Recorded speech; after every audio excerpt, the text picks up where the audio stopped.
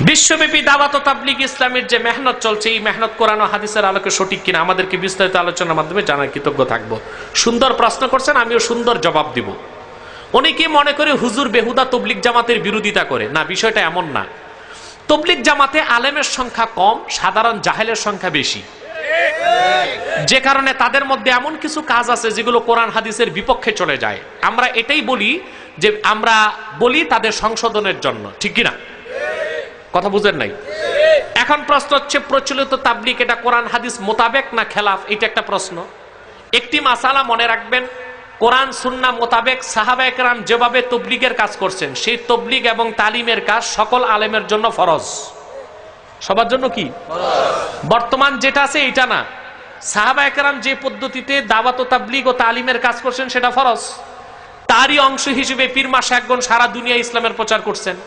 তারই অংশ হিসেবে আমরা রাত দিন না ঘুমায়া জেগে জেগে আল্লাহর কোরআনের প্রচার করছি। কথা বুঝেন না? এখন প্রচলিত যে তবলীগ, এটার ব্যাপারে আমাদের সিদ্ধান্ত কি? দেখুন, তাবলীগ কাকে বলে এটাকে বুঝতে হবে। বাল্লাগা ইউবাল্লিগু তাবলীগ অর্থ হচ্ছে দিনদার আল্লাহর দিনের দাওয়াত পৌঁছাবে বেদিনের কাছে। কার কাছে? আর দিনদার যদি দিনের দাওয়াত আরেক দিনদারের কাছে পৌঁছায়, ওইটার নাম তালিম। ওটার নাম কি? দুইটা জিনিস, একটা তাবলীগ আর একটা তালিম। একটা তাবলীগ আর একটা তালিম। যদি দিনদার দিনের দাওয়াত পৌঁছায় বেদিনের কাছে, তখন কি হবে? তাবলীগ।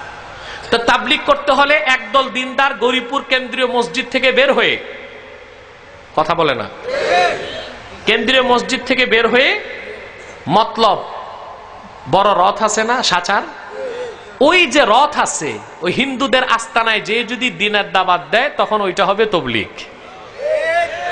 আর গৌরীপুর কেন্দ্রীয় মসজিদ থেকে একদল লোক যদি দিনের দাওয়াত নিয়ে বের হয়ে গৌরীপুর বাস স্ট্যান্ড মসজিদে যে আরেক দল মুসলমানকে নামাজ শিখায়, দোয়া শিখায়, উজু শিখায়, গোসল শিখায়, এইটার নাম হচ্ছে তালিম।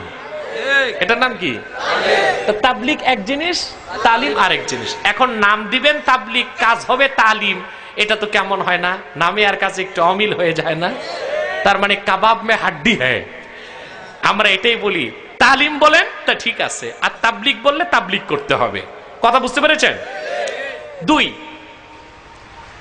ওনাদের একটা নিয়ম আছে 40 দিনের চিল্লা। এই যে চিল্লা 40 দিনের, এটা পবিত্র কোরআন সুন্নাহ ইজমা বা 3 যুগে এটার কোনো অস্তিত্ব পাওয়া যায় না। এটাকে খুব বেশি প্রমাণ করলে প্রমাণ করা যায় বেদাতে হাসানা, কি মুস্তাহাব, কি এই চিল্লা 40 দিনের এটার অস্তিত্ব পাওয়া যায় চিশতিয়া তরিকায়। কোন তরিকায়? চিশতিয়া তরিকার কিছু মাশায়েখগণ চিল্লা আবিষ্কার করছেন, সেটাকে আনা হয়েছে এখন তবলীগ জামাতে। তবে সেই চিল্লা আর এই চিল্লাও এক নাই। কারণ চিশতিয়া তরিকার মাশায়েখগণ চিল্লা দিতেন পাহাড়ে এবং জঙ্গলে, আর এখন চিল্লা দেওয়া হচ্ছে মসজিদে। চিশতিয়া তরিকার চিল্লার মূল উদ্দেশ্য ছিল